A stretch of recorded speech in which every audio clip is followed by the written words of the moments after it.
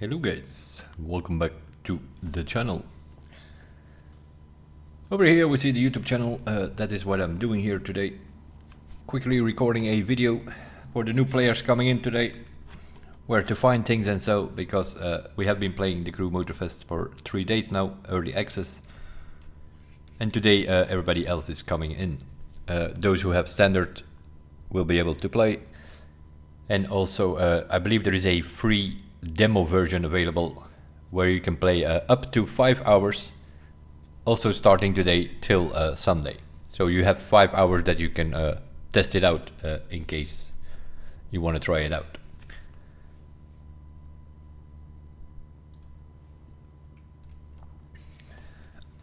If you have the game on PC, you obviously will have it bought either in the Ubisoft store or the Epic store, because the game is not available on Steam at the moment. If you click on your game, you will find some achievements over there. It unlocks some stuff. It will tell you what you need to do to unlock these. As you can see, we have been playing for a few days, so I unlocked already a couple. And you also have the rewards here that you motocross outfit. You have the fan kit, which are some screenshots, some logos. If you want to use them, for instance, as your desktop background or something, you can download those. Those two are for free. You have some tires, neon tires, you can get for 30 Uplay points. 60 Uplay points is 10,000 crew credits. 100 Uplay points is this vehicle over here. You can earn some of these Uplay points in the game by buying the game. Standard is you get 70 points, I think, and gold is 100 points, ultimate is 120. You basically get 1 point for every dollar you spend. And in-game you can also earn them. Where? I have no idea. I completed one playlist, the next day I came on, I got 10 points. Is that for booting up the game the first time? Probably something like that. The second day I got another 20 points. So it seems like from time to time you do something in the game, you get some extra points. So is the game going to give you enough points to get all of these, which means 30, 60 and 100 is 190 points that you need to actually complete all of those? We'll see. For now I redeemed the car, which was 100, and now I have 50 points left. As if I can get another 10 points, then I will obviously redeem the crew credits. Let's boot up the game, and then we'll go over some menu stuff and so. We're not going to drive around and give you my opinion about that. That's all fine. I'm driving on a wheel in this game, which I have not connected now. I'm doing a YouTube video here now. But we're going to go over some menu stuff because, yeah, how unfortunate it is. You have to do a lot in the menu. So we'll see. I'll try to keep it as short as I can, but it's probably still gonna be a 30-minute video or so, because it already takes 5 minutes before this freaking game starts up. I don't know what that is. You have the same in the Crew 2, it always takes a while before you actually get in the game. That might be a Ubisoft thing, that I have to reinstall Uplay or something. It's been a while since I've done that. Also make sure you have everything up to date, because yesterday there were updates. There's new NVIDIA drivers, there was a Windows update. So make sure you have everything up to date.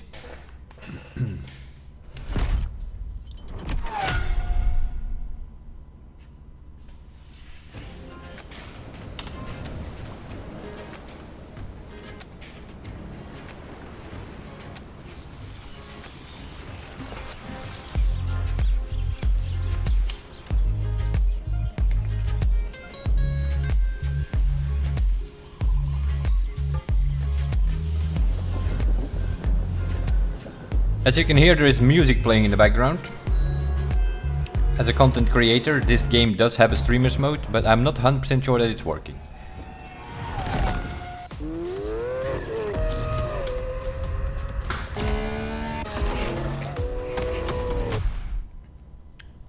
Welcome back to the Motorfest. That over there is Kara, your personal assistant. For those familiar with Zoe from the Crew 1, this is Zoe 2.0. She's more annoying than Zoe was. This new chick here, Kara. The first time when you boot up the game, you're going to get to some tutorial, you have to do some driving, and then eventually they will put you in this menu. And then on next to that you have a side menu. On the keyboard, to get to this menu, let me first go to the map. This is sort of where you start. This is the main stage. On the left you see the playlist, on the right you see the main stage. If you start only today, that main stage will be locked. You have to complete 3 playlists to unlock that thing on the right over there. Why it always puts you in here instead of outside in your car, I have no idea. On this playlist. As you can hear, there she is already. So you open her and just close her. Time for some action. What is next in line? No, I want you to remove the waypoint, woman. Speak to you soon, driver. Okay. If you remove the waypoint, then she goes to sleep, which is something you want to do properly.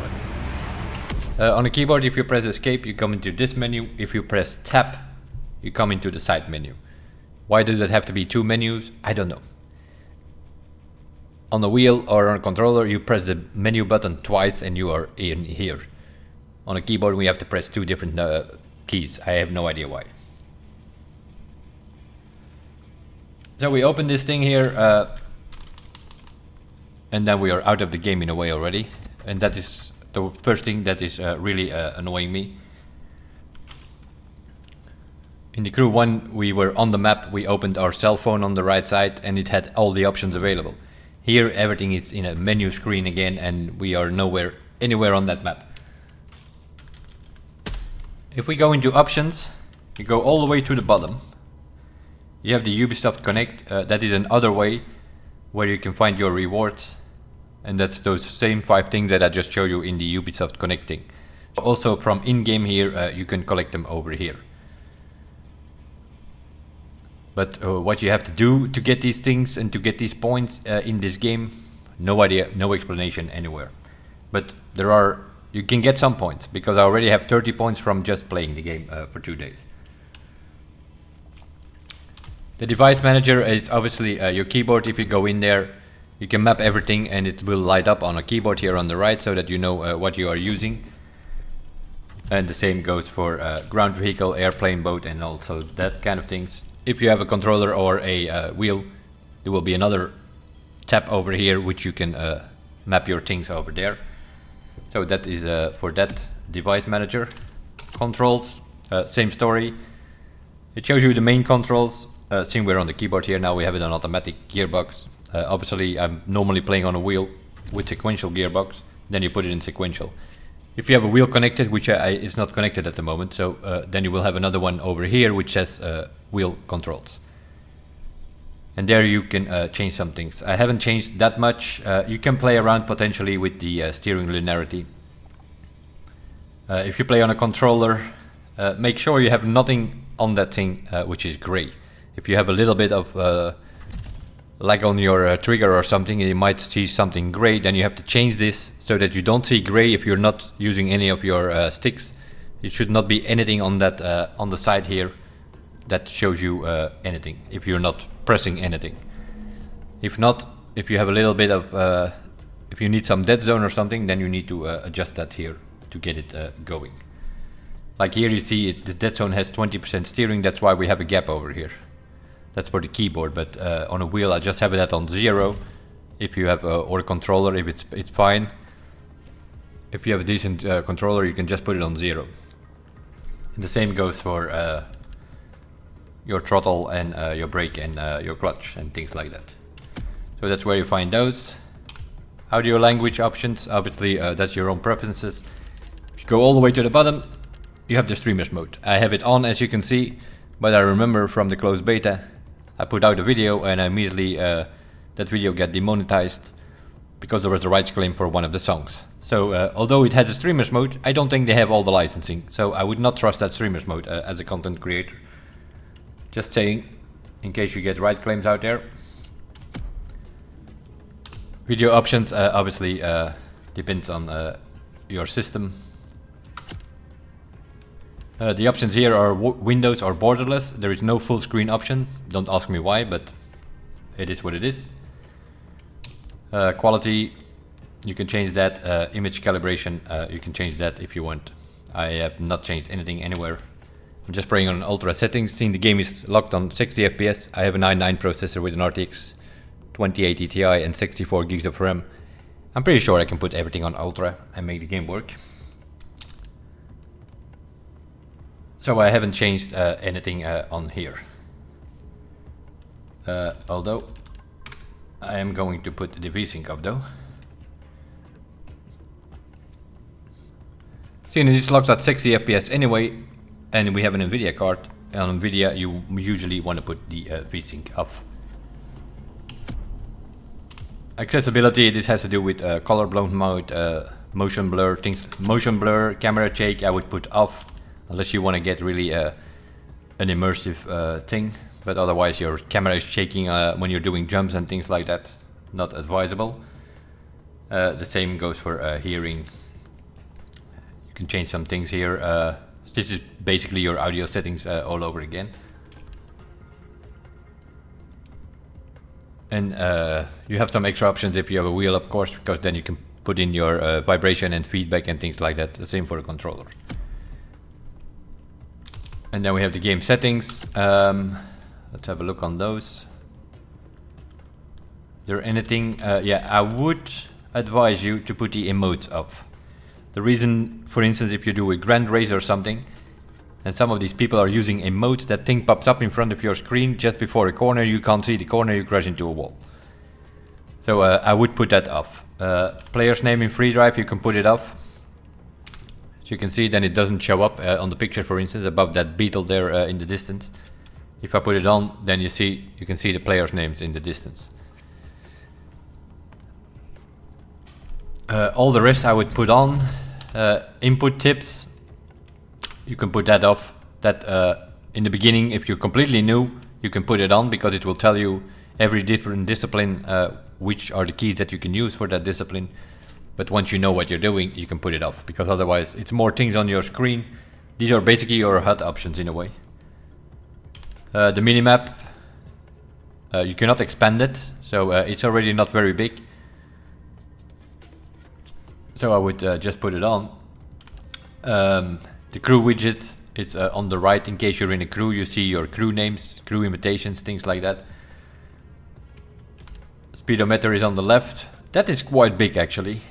I would prefer that a little bit smaller. It's taking up quite a lot of your screen in a way. The freestyle UI, I would put it on, for instance, if you do a drift event, otherwise you do not see your multiplier. You have no idea, do I still have it, did I lose it, things like that. And then, yeah, whether you want to play metric or imperial depends on where you live. I'm in Europe, so we use the kilometers an hour metric system. If you're in the States, you probably want to put this on imperial and put it in miles an hour. Notifications is on the bottom here, so crew invites and so that's over here. Challenges, if you need to do, if there are some challenges around, and photos, if you need to take a picture at that moment where you are driving there. I would advise you to just put all these things on. The music track I'm going to put off. That's if it changes music channel, it pops up every time. It's quite annoying, so I'm going to put that off. And the rest, I have everything off, pretty much. We skipped one menu. This is the difficulty, and that's probably because it's the most important menu of this whole thing. The beginning, not that important. Put it on custom because we're going to customize it the way we want it and not the way the game wants it. Event difficulty is the skills of the AI opponents. It's also the scoring. If you are, for instance, in a drift event, if you put this on 1 out of 5, you need to score 20,000 points. If you put this on 4 out of 5, you need to score 106,000 points. If you put it on 5 out of 5, you need to score, I think, 150,000 points. So yeah, there is that. And the time to beat, in case you have to beat a time in a certain playlist event or something, the higher you put that difficulty, the faster you need to go. The lower you put your difficulty, the more time you have to complete it. I found 4 out of 5 was doable. If I put it on 5 out of 5, then you pretty much win it against the AI in corners. Because on the long straights, they have some sort of super power boost. You can't keep up with them if you have a track. There was one track in the Liberty Walk playlist where I had to drive an Lamborghini. And it was mostly straight, long straights. And there was a problem. I just couldn't keep up with them. So I had to bring it down to 4 out of 5 because they had more speed. Obviously, once your vehicles are completely upgraded, then you can put it on 5 out of 5. But I've tested it a few times to see if we could get more yellow parts if we put it higher. It seems to be completely random. If you put it 4 out of 5 or 5 out of 5, from time to time you get a yellow part, but it's not like you get more yellow parts if you put it on 5 out of 5. So there is no point on putting it any higher. I put it on expert. When you start up the game, you have 3 choices that you can make: rookie, experienced, and expert, I think, something like that. So I put it on expert, and that the difficulty level is 4 out of 5 then. Once you do a few races and you smoke the AI a couple of times, then our friend Kara over there will constantly pop up saying, hey, you're winning too easy, I want you to increase the difficulty. Then you can say yes or no. Also there, she always gets involved somewhere or another. Racing line, if you're completely new, I would advise you put it on braking only. The full racing line, you can see it there, it's constantly in front of your car, it's not that great. Braking only is also not that great. That thing will pop up red, like you think like, oh my god, I need to hit the brakes. Some of these corners you don't even need to hit the brakes. Slightly go off throttle, or not even that in some of the corners. So that thing is not really accurate. It pops up in the most ridiculous places. So I would advise you just learn the tracks by your visual and just put this thing off. Auto braking off, auto steering off, anything which is auto, put it off. Because it will make you go slower. If you put auto braking on, you're gonna get some extra braking from the game, and it brakes too early, it steers too much or stuff like that. So put that thing off. Rewind, if you put it off, then you sort of have a normal reset, but then it still rewinds if you use it. It rewinds like 3 seconds or so, and then it puts you back, sort of back on track if you put it off. If you put it on, then you can rewind, I think up to 13 seconds or 15 seconds, something like that. I have it on, but I never use it. When I'm getting stuck, I'm usually getting completely stuck, and then the 13-second rewind is not gonna help me much. So then you have the option to change to another vehicle or something with a fast swav. Change to a boat and then back to a car. Usually puts you back on the road. That also helps. So yeah, this rewind, I don't even know why it's in the game. Nitro you obviously want to put off. Unless you want to cruise around without nitro, you can put this thing off, but in races and so you need nitro, obviously. The cockpit view I would put off, for the simple reason if you put it on, it locks it on the cockpit view, and then you have no other option. If you put it off, you can change between 4 or 5 cameras, including the cockpit view, so just put it off, and if you really want cockpit view, change it in the game itself. And then we come to the things which you are constantly going to change. Counter steer assist and airplane handling assist, just put it off. Unless you're completely not familiar with any of these, I would just put them off. Anything which is like auto or assisting, just put it off.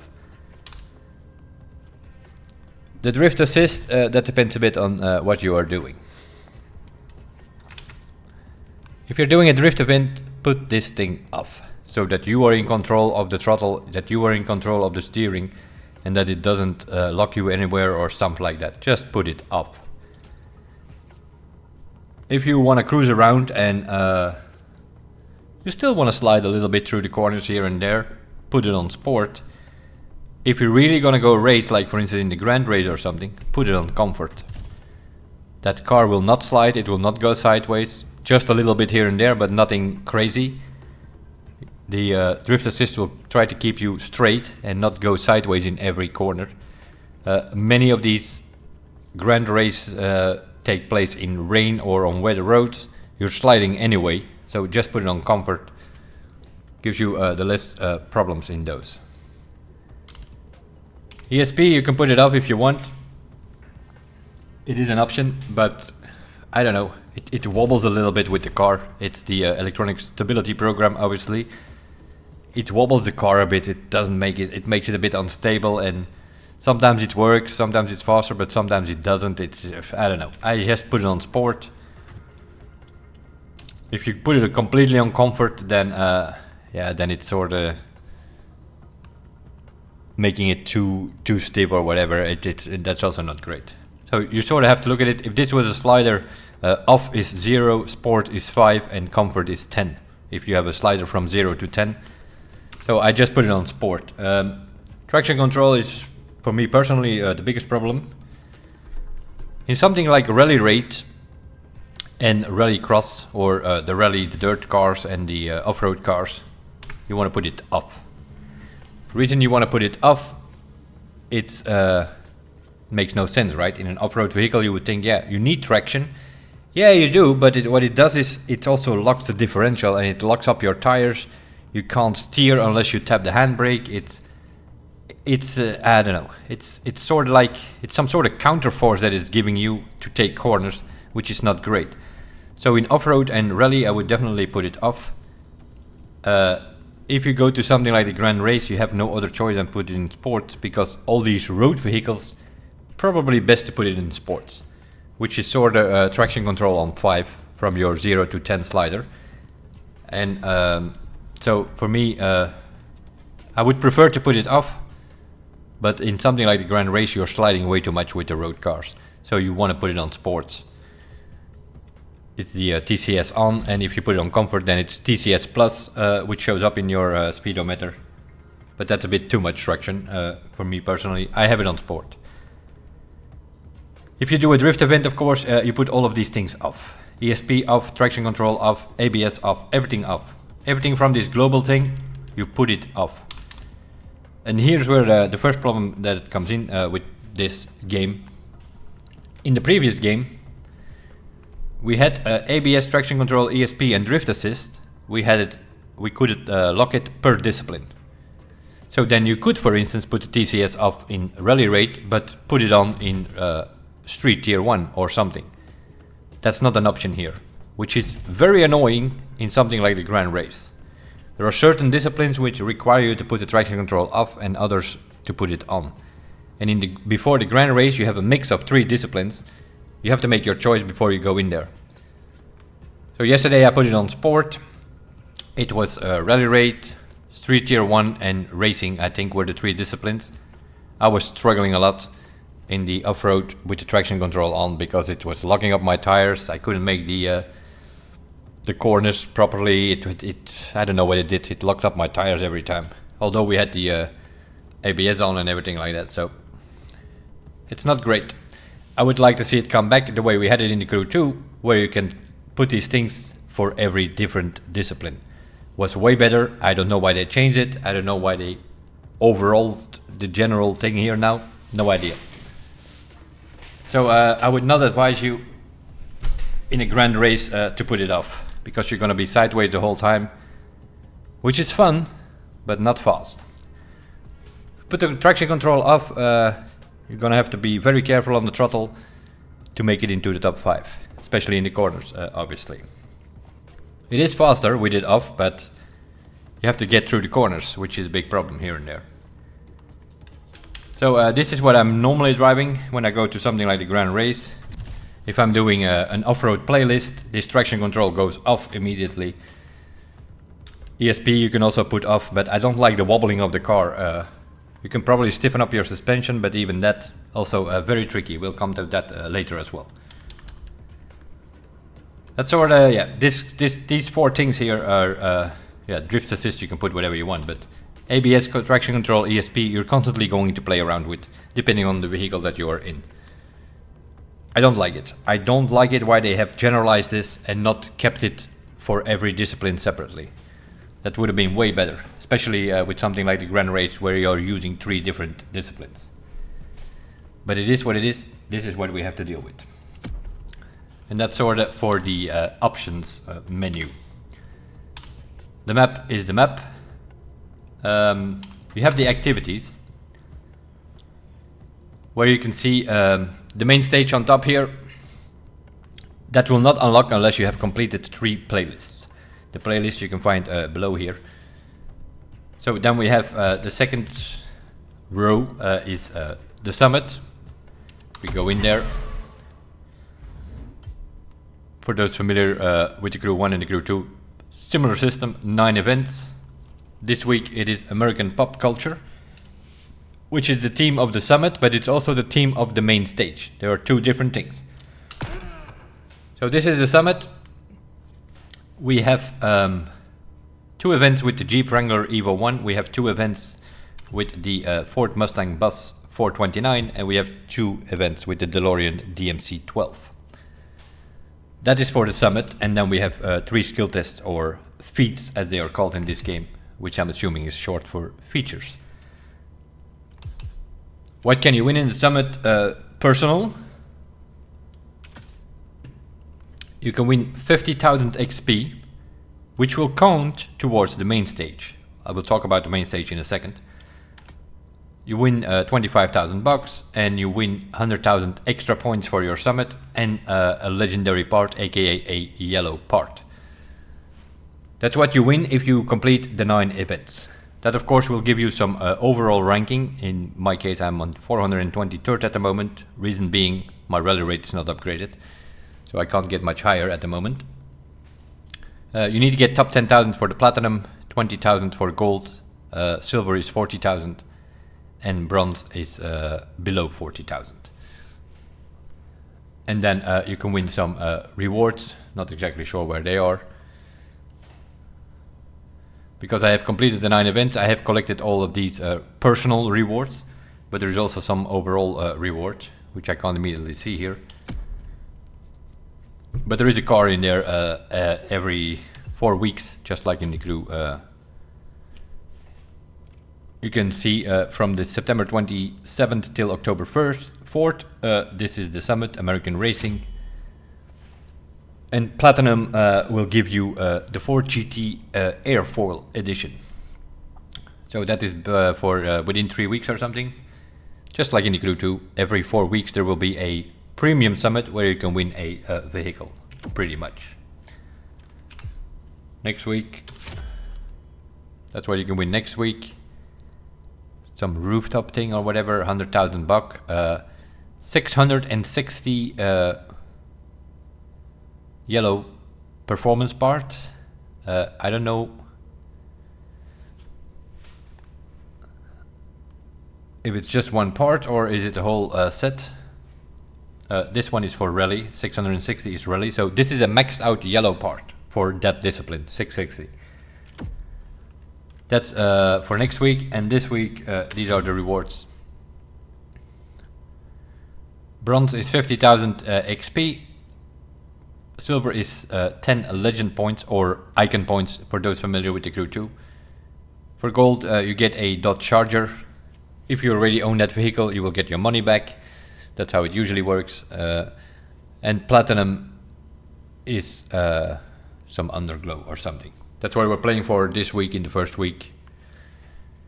They can't make it too hard yet because people do not have upgraded vehicles. That's something you have to grind for, obviously. So that's sort of, and then this one was available for about 2 days, I think. So we can win a yellow 750 part, 5,000 consumables, 100,000 bucks, and a red liner kit. I just made it in platinum. I think I finished in the top 8,000 or something, which is fine. You need to get into the top 10,000 to get platinum. So I did finish this first summit in the platinum reward. So that is the summit. And then over here you have the Grand Race, which is the PvP race with 28 players. Here you have the Demolition Royale, which is also a PvP demolition structure with 32 players. 4 players in 8 different teams. So the game will, even if you play solo, the game will put you together with some other people. Make sure you don't take out your own teammates. You sort of fly in with a plane, and then you go to a sort of battle arena, and that's where you land somewhere. You will see different colors. Those are bonuses. Try to pick up some bonuses and then try to take out the other teams. The last team standing wins the thing. That's sort of how the Demolition Royale works. The Grand Race is 28 players. If you start in pole position on the first place, you have no nitro available. If you start in 28th position, you have 100% nitro bar available.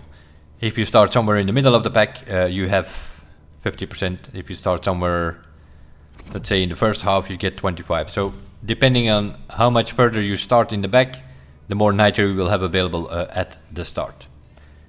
Which makes it chaos in the first corner, because the first guys do not have nitro, the guys in the back have full nitro, so they boost to catch up, and everybody comes in the same time, sort of less, in the first corner, which is great chaos.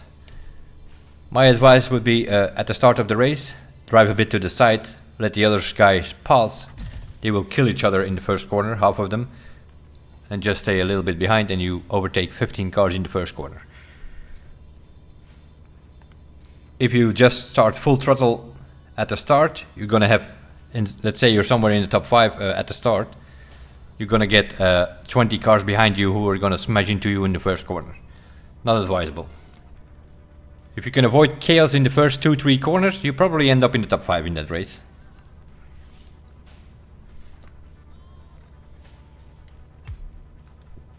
And then you have the custom show, which is a bit of a show of liveries. If you have liveries, who is there? I don't know. There are 30-40 cars there on stand in the main stage there. Is that people with the most downloads or something like, or the most XP? I have no idea. Some of these cars are there with liveries from people. So it's pretty much a showcase for your car or your livery. But how to get on that stand, I have no idea. Then we have the playlist. There are 15 playlists available. And then so what I've been doing, for instance, is I have played like one playlist a day. I'm taking it easy. I'm not grinding through this and be done with it after the weekend. We're doing one playlist a day. I started with the Japanese, then I did Liberty Walk, and then yesterday I quickly did the bike upstream because I had to do it on the keyboard. Not advisable to do bike racing with a wheel. It works, but not great. So if we go, for instance, into the Liberty Walk playlist, what is the playlist? How that structure work is you have the events. So you play through these events. There are usually 7, 8, 9 races, something like that. It's not always races. Sometimes it's just a touristic view. For instance, in the Hawaii tour thing, you get more, let's say, a touristic tour around the island, pretty much. In this case, it was driving with the Liberty Walk different vehicles.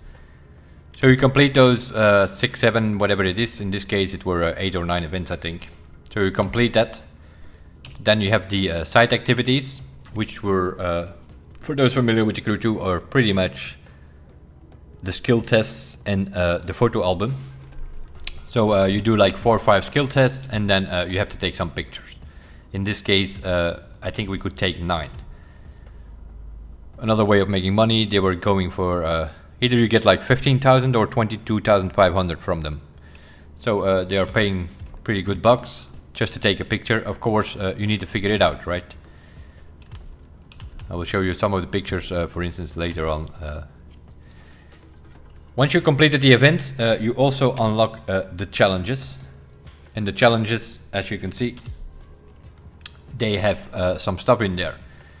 If you complete 5 of these challenges, you get, in this case, 4,000 crew credits. 10 will give you a Liberty Walk outfit. 100,000 bucks if you complete 15. A vanity package with some underglow, a tint, and some tires for level 20. And then, if you complete all of them, you get the legendary title, which is, in this case, the Worldwide Tuner. Legendary. And that sort of goes for every playlist. If we take another playlist, like for instance the Japanese one here, same thing.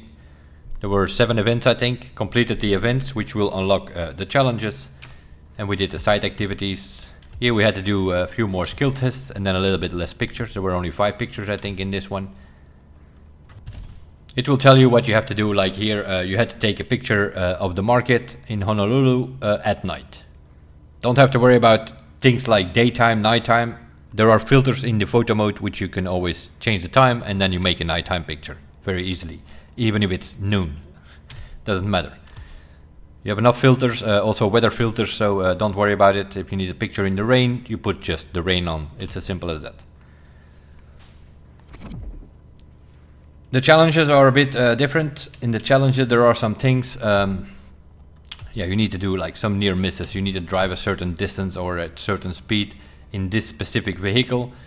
What is this vehicle? That's the vehicle that you win by completing the events in the playlist. In this case, the Toyota Supra Ruijon edition. But there are some other things you need to, let me see if I can find it. You need to do 5 escapes and things like that, you know. You need to win the event Togo Spirit, so they want you to sort of redo the Togo Spirit, but this time in a drift car, in the Drift Edition Mazda RX-7. You need to reach the maximum multiplier in the drift event, which you can do by redoing that drift event in the playlist. But I'm looking for, there are some specific things here. Like here you need to find all the dragon collectibles located near the Japanese temples. There are 5 Japanese temples on the map. You're gonna have to look for there. There will be some little yellow dragon which you can collect. You need to collect all 5 of them. And each of these playlists has some different things that you need to figure out. In this case it's only 5, but some of the other ones are a bit more... let me have a look on the Liberty Walk. So there are sort of collectibles, let's put it that way. See if I can find the Liberty Walk one.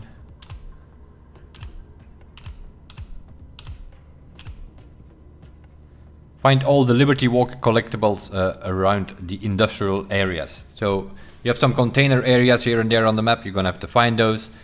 And then you will find the LBWK symbol somewhere which you can collect. And there are some other things that you can collect. In this case it's only 5, but there can be more in some of these playlists. If you complete, there are 15 playlists available at launch of the game. If you complete 10 of them, you will unlock the fast travel. Now, why is that important? That is important to immediately ignore Kara over there, because she's gonna send you all over the place from one playlist to another, trying to advise you what you need to do. But what I would do if I was you guys is have a look on that map. You see all these things here? This, for instance, is the Liberty Walk. Over here you have the Japanese playlist. You have the Motorfest. You can always travel to the Motorfest. You have the Lamborghini playlist, you have the Donut Media, you have the Drift Experience, American Muscle, Porsche playlist, the Super Blondie playlists. Over here you have the Off-Road Addict, Electric Odyssey and the Biker Lovers. And that's about it, I think. Those are the 15 playlists. So what I would advise you, if you start playing, what I would advise you is select one of these playlists. Liberty Walk, Vintage Garage, Ocean Sky or Japanese. Do one of them. Then you have something to go to. Because like this one, I completed this. As you can see, I can fast travel here. It is lit up. I have the option to fast travel there. That gives me an option to travel somewhere to that side of the map. And don't do what I did, for instance. I played Japanese and then Liberty Walk and I only had that available. That's not a good idea, because you need to take some pictures all over the map and you can't travel anywhere. So you have to drive every time from one side of the map to the other side, which is about 15-20 kilometers sometimes. Unless, of course, you make it so that you do your first playlist, one of those. The second playlist that you do, options here, take one of these over here in the city. Lamborghini, Donut, Drift, American, Porsche or Super Blondie. So that you have something available here to travel to in case you need to do something in the city. I would advise you go for Donut Media, that's the one in the middle, or the Porsche, which is also close to the city. And then your third playlist, I would do something over here on the north. I went for the Biker Lovers, which connects the whole north. So now I can travel here if I need to be somewhere in the north. If I need to be somewhere on the east, I can do the super thing there, or Liberty Walk I also have available, which is also on that side of the map. And now this afternoon or so, when I will be playing, I will be do one of these city playlists, and then I have something here as well. And then in case we need to take pictures north, south, or east or west, it doesn't matter. We will have something to travel to, that we can at least get somewhere in the area where we need to be. Because the fast travel itself is not available unless you complete 10 different playlists. Just keep that in mind. So whatever Kara is going to do is she's going to advise you to go the Japanese playlist and then the Hawaiian one, which is here on. You don't need to do that Hawaiian one. You have the Motorfest, which you can always enter, and then you are there. So that's also another option to travel to this side of the map.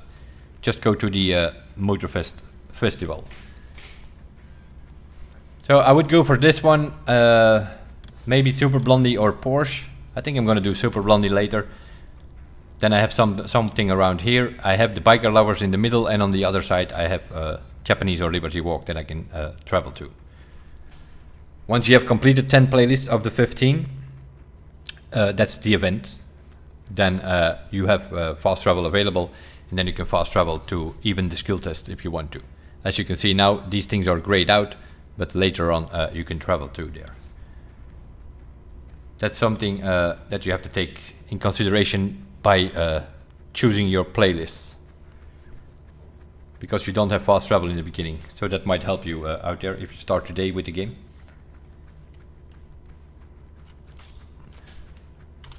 And now we come to the activities. So that's all about the playlists. If you have done 3 playlists, you unlock the main stage.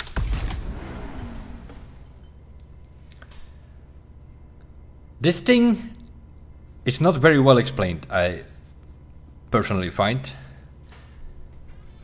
You sort of get some tutorial video explaining it. You also have the option here in the bottom, as you can see, to bring up the tutorial. And it tells you, like, yeah, complete activities to earn XP in the different timelines. Revisit, complete, compete, and explore. So pretty much you revisit playlists. So the blue one is the playlist replayability. The orange one is competition, being summit, grand race, things like that. And the green one is the explore category. Pretty much the hobby structure from the Crew 2 in a way, but it's not very well explained. And you have to earn stuff, and every week there is a team, not only in the summit but also in the main stage. So they are going side by side, and there are XP boosted cars. What are the XP? Now it's going to explain every of these different categories. So this is the revisit. So it tells you you have to revisit events that you. It can be from any playlist that you already did, or even playlists that you haven't done yet. If the activity is on the map, so you have to sort of bin around there, then you can probably redo it. So if you would press like, okay, yes, I want to do this, then what the game is going to do is it's going to put you somewhere on the map, and Kara shows up, and she's going to link these events. So you do one event after another, and you can earn XP by replaying some of the playlist events with an XP boosted car. The exploration, exactly the same. It's going to put you somewhere on the map, and Kara, our personal assistant over there, she is going to link one skill test after another. So you do a skill test, and then she say, oh, here's the next one available, and then she will put a GPS line to there, or to opening a box in between.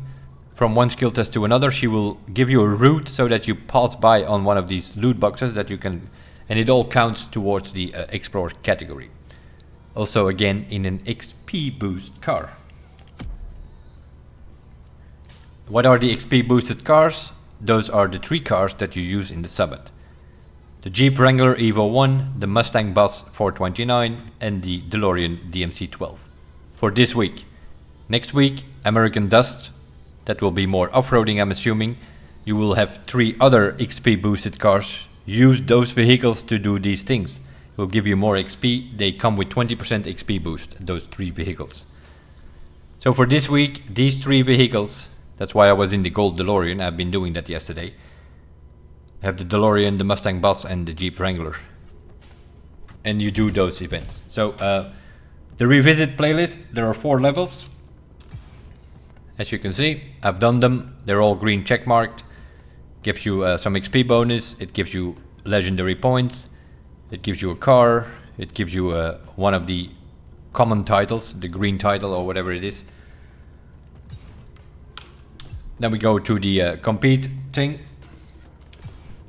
Also here, 5 legendary points, 100,000 bucks, 5 percentage XP, and a baseball cap, and also another title. And then we have the Explorer category,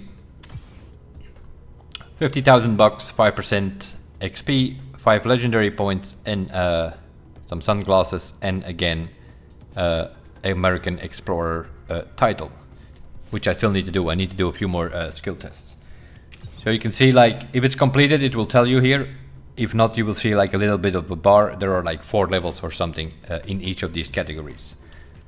If you do it in one of those XP boosted cars, you're obviously going to get more XP, which brings you to this timeline, which is the American Legend timeline, 100 levels every week.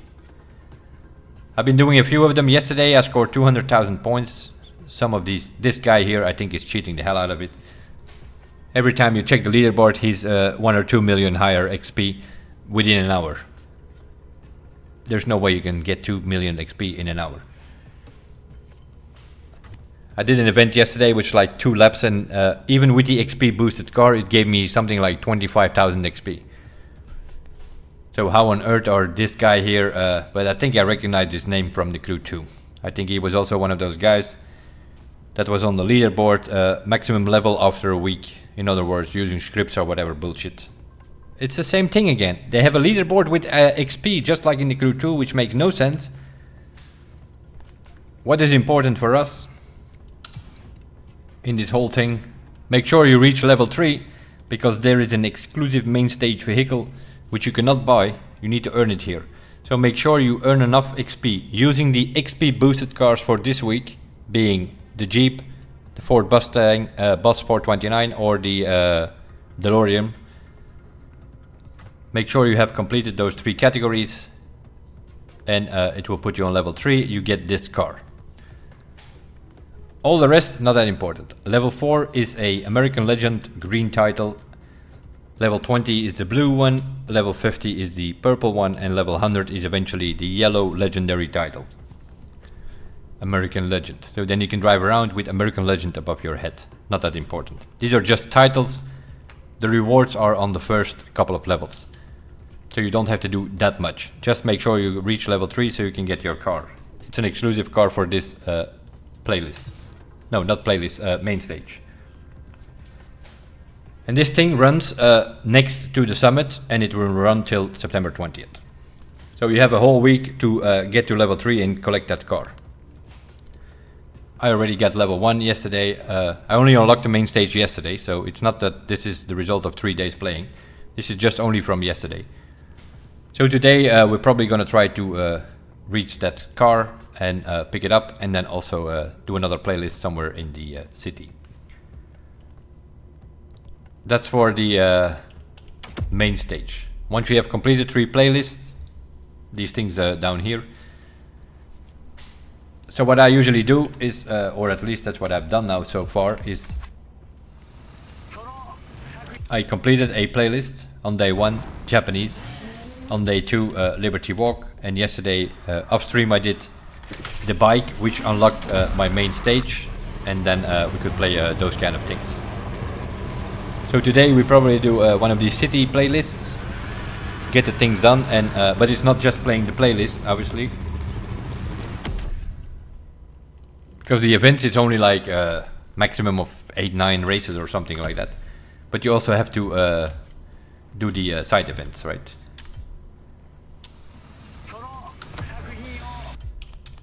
Right, you can complete these events. These are just races. That's fine. That will take you half an hour or whatever. But then you have the side activities. Here you have your first problem with traveling. If you press enter, it will put a waypoint on the map, but it's not going to put you on that skill test, which unlike it does, for instance, when you do that on Summit, it doesn't do that here. So you actually need to get there, and that's why I say make sure you have playlists available on the east and the south and the north of the map, so that you have some options to travel there somewhere in the area of these skill tests. And then you have to do the pictures, but of course you need to go insert those pictures. So that all takes a little while. So that's what I do. I do the events, I do the side activities, then the challenges. By playing that playlist, you sometimes have them done, or at least some of them. Like here you can see in the Liberty Walk I already completed 6 of them. We need to do some more, but there might be specific tickets again in the vehicle that you win from completing the events. Like here you have to drift for 30 seconds on asphalt with custom tires equipped, which means you have to change your tires and then drift for 60, which I did. I changed my tires the other day, so I already have 9 seconds, so I just need to do a bit more drifting. So I probably need to put the traction control up so that that thing goes sideways, and then we have that completed in no time. So these are just things like the hobbies in the crew too, you know, quick things to do, but we are not really concentrating on it yet, or we were in the wrong car, so we will do that later when we have the time. So it's not just do the events, there are also side activities, you have the challenges. Before you have completed the whole playlist, it takes a while. So you have that playability, and then you have the replayability from the main stage, and then of course the summit as well.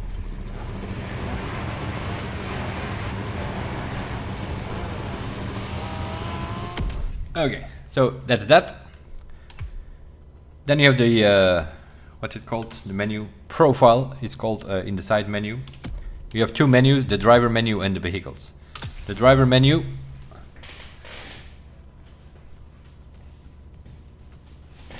This is where you can find all kind of stuff like the avatar. If you want to change your avatar, you can change all kind of stuff: hair color, eye color, things like that. You have the clothes. You can change something else. You have animations if you want to do a bit of dance. Some of them are locked. You have to do, probably related to the challenges. If you complete some of them, you will unlock some emotes and things like that. Then you have the titles. Those are all those titles that you are winning from the main stage and from the playlists. And if you have some of them, I have 2 uncommon so far. No rare or epic or legendary or unique, which is even higher than yellow. But that's only for the titles, I think. I haven't seen any unique performance parts, so I don't think there is something as a unique performance part.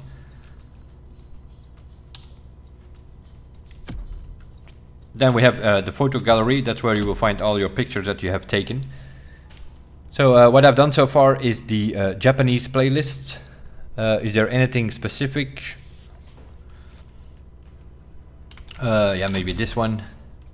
You need to find some graffiti. That thing will pop up saying like, hey, you're close to it, but you don't know where it is. It's in the harbor of Honolulu somewhere, I think, if I remember correctly.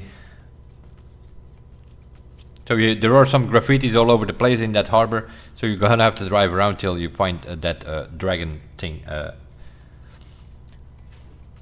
That's sort of a specific one for the Japanese. The other ones are not that hard to find. The Japanese Yodo is one of these temples. This is in the middle of the map actually, and now that I think of it, so this is one of the 5 temples. I'm probably gonna have to drive around here and pick up that dragon wherever it is. I think it's over there. I can see it there, I think. That's one of the collectibles that you need as well. And then you have the other one, which is in the town where you start the playlist. There is a big temple there. Also here you have to drive around. There is another dragon somewhere where you need to collect it for this playlist as well. This one I took somewhere at noon, I think, but just put the filter on nighttime and it will be a nighttime picture. Then we have the Liberty Walk. Let me have a look.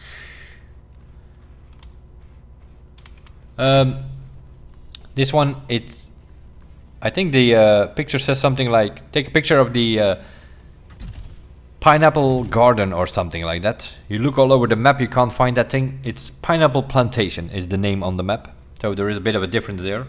You need to take a picture of a Porsche in the pineapple field.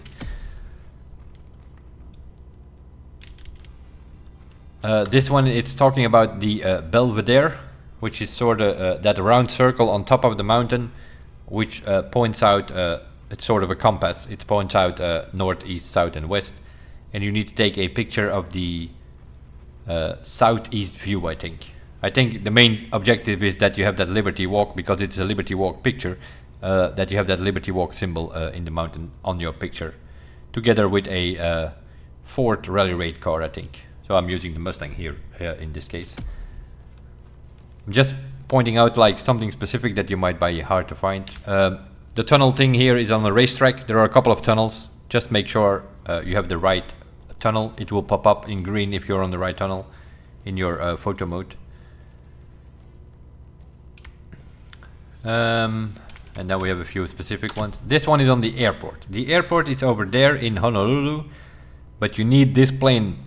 Took me quite a while to find this stupid plane, because I couldn't get it in green into my photo mode. It was just grayed out and it says like, hey, you're somewhere close by, but it didn't tell me exactly where. So I'm testing. There are a bunch of planes there on that runway and on the tarmac. Couldn't find them anywhere. It's all the way at the end of the runway. You go to the left and then over here it is.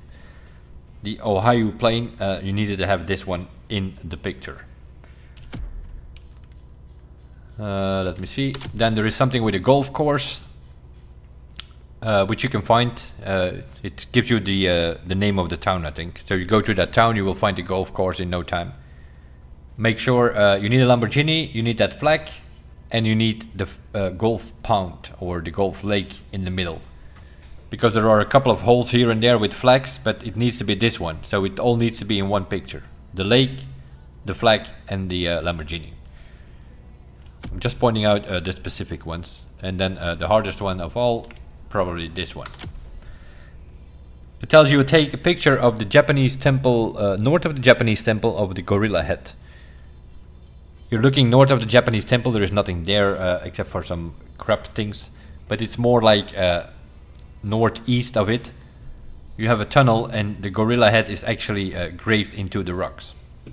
But you don't know what you're looking for. I was looking that whole town for a statue. I think I looked for like 45 minutes for that stupid thing. So make sure you get, it's on the road to the tunnel just above it, that's the gorilla head. That is for the Liberty Walk playlist. The rest is the harbor you will be able to find. The satellite disk you will be able to find. Some more containers, you will be able to find that as well. And then the Belvedere I told you. Then we have the bike playlist. You need to take a picture of a bike doing a wheelie with the tower of the airport in the back. Also here, airport of Ohio again. Remember, guys, and just like in the Crew 2, you have the photo mode is also a video editor. The game remembers whatever you did in the last 10 minutes. So you can just drive here, do a wheelie, drive on for another 30 seconds, no problem. You go into photo mode, you just rewind in the photo mode till you get to this point. You adjust your picture, you can go up and down, you can bring the camera up and down, you can do all kind of stuff. You can put some filters on in case you need a night picture, put it on nighttime. In case you need rain, put the weather on rain. You can do all filters in the picture itself. And you can rewind 10 minutes, whatever it is that you did for the last 10 minutes. That's also something, if something crazy happens or so, and you think like, oh, I wanted to have a screenshot of that, that's fine. Even 2-3 minutes later, go into photo mode, rewind till you find that thing and you can take a picture of it. And that's also something that you use in some of these pictures. That's for instance how I did the wheelie. I didn't worry about taking a picture while doing that wheelie. I just do the wheelie, drove on, and then rewind it in the photo mode. Yeah, this one is a matter of finding the Coconut Resort, which is on the east side of the map. And then you have to do a jump there. Same story again. Take that jump, drive on, do your thing, and then just use the rewind in the photo mode to get this picture going. You can put some filters on it, you can aim, you can zoom out, zoom in, you can, even if there are traffic cars, you can remove the traffic cars. If there are traffic cars in your picture, you can remove them, you can, all kind of stuff available as filters. Just use it. Don't make it harder than some people want it to make. Some people trying to take screenshots while you're doing that jump. There's no need. You have a rewind and forward function. You can play around with a 10-minute margin, so nothing to worry about. This one was a matter of finding the gas station. We had to do a burn with the gas station in the back. It will tell you the town, so you just have to find the gas station in that town. This one is also on the east side of the map. You needed the Black Beach tiki thing, the giant tiki or whatever it's called. This one is a bit more tricky. You need to take a picture of a bike on top of the double loop on the Motorfest festival. Obviously you can't drive on that thing. Yeah, you can drive inside the loop, but it doesn't count. You have to be on top of it. So what you do here in this case is make your bike, whatever bike, your ground vehicle. Then you come in here with a plane, fly slowly to the top of that thing, and just before you reach the top, you change to your ground vehicle with the fast path method. You can switch quickly between 3 vehicles, car, boat or plane, and you quickly change to your favorite ground vehicle, which you make your bike before you do this. And then even if you fall off, again, use the photo mode, use the rewind function. That's sort of what I did here, because I actually slid off here and I fall off. But then you go into photo mode, you just rewind and you can take the picture with your guy on top of that thing. It's a bit trickier. You have to play around a bit with the planes here to get yourself on top of that thing. That's sort of the specific of those. So yeah, 5 pictures for the Bike Lovers playlist, 9 pictures for the Liberty Walk, and then another 5 for the Japanese playlist. Those are the only 3 playlists that I've done so far, so I have taken all the pictures. So that's what you can also find in your driver menu. Then you have the legendary points, or for those familiar with the Crew 2, the icon points, same system. You earn legend points from the main stage, that's where mostly you're gonna get them. Maybe summit rewards as well from time to time. You can get legend points and then you spend them here in each of these categories. Comfort, vehicle, gameplay. Eventually you want to fill that up. If you want to max out everything, I believe you need 1,000 legend points. And then you will have everything on maximum and then you don't have to worry about anything else.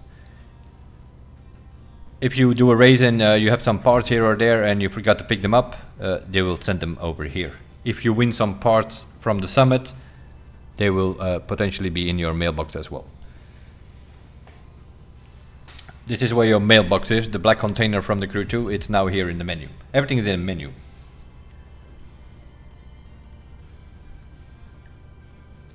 That was the driver menu, and then you have obviously the vehicle menu, which is also a big mess, of course. Seeing we start the game by importing our vehicles, we have over 500 vehicles in the garage. Good luck trying to find something in here. This car, as you can see, has a 30% XP boost. That's why I was using that car yesterday. This is one of the 3 vehicles which has XP boost this week. So it's the DeLorean, the Ford Mustang bus, and so obviously you're gonna have to use filters here. You have vehicle categories, you have countries, you have the brand itself. I'm mostly using vehicle category and brands. These are all the categories in the game. So if we go to Street Tier 1 and Street Tier 2 are 2 different disciplines. But you are earning parts for both of them at the same time, in a way. So even if you have your Street Tier 2, if you have your car at 750, you're still gonna win some 600 parts from time to time. And then you think like, what are these for? Well, obviously they are for Street Tier 1 because that's the maximum level for your vehicles over there. Other than that, there are some problems here. The Crew 2, For instance, if I want to have this set, well, it's not a set yet, but if I want to have these parts, they are maximum 750 parts. If I want to have these parts and I want to take them off and put them on another car, the Crew 2 had an option here which you can remove all these 7 parts at once. Not available. I can't find it anywhere, that button. So what you're gonna have to do now is you're gonna have to go in that part, go to the stock part, put all of these 7 stock parts back on. That's how you take them off. Then you have to go to another car and put all 7 of them back on. Why they have removed that button compared to the last game, I have no idea. We are back to the beginning of the Crew 2 where we also had this bullshit. And it took quite a while before they eventually brought in that button which made it possible to remove all 7 at once, go to another car and put all 7 at once back on that car. Was 2 presses on a button, now we have to press 16 times on a button. 7 to take them off, then you need to go to the other car, again a few buttons you need to press and then put 7 of them back on. Makes no sense. How is that even a thing when you have something really decent and good in the previous game and you don't bring it to your new game? I don't understand. Now, if you have some old parts, you usually what you do with them is you scrap them. How do you upgrade your vehicle? Let's make that very clear from the beginning. Max it out first, level wise. You want 750 for Street Tier 2, you want 600 for Street Tier 1, you want 590 for Rally Rate and so on. Don't worry about any of the color bullshit before you have it maxed out. Once you have it maxed out, you're gonna look for yellow parts. Because now you have your car maxed out, but not your performance yet. So now we're gonna have to max out the performance. You are looking for sets, which means you're gonna need 7 of the same yellow part. For instance, if I go into this part, and I go into over here, you can see the FX stats will show up. It will tell you what you have on your vehicle. And over here you have the FX tab. If you press that one, that is specifically for this part, it will open up that part. There we go. What do we have here is a score breaker with skilled and pure. This is the set bonus. As you can see, it is inactive. And why is it inactive? Because I only have 1 score breaker on here, on this whole car. It will become active when you have 7 of the same. So if you want to do a skill test, or in other words, feats, and you want to get double points from that, you're going to need 7 of these score breakers. Let's make that very clear from the beginning, because the things we saw in the Crew 2, people making videos with purple and blue and green parts and say like, my car is maxed out. Not really, eh? That's not how it works.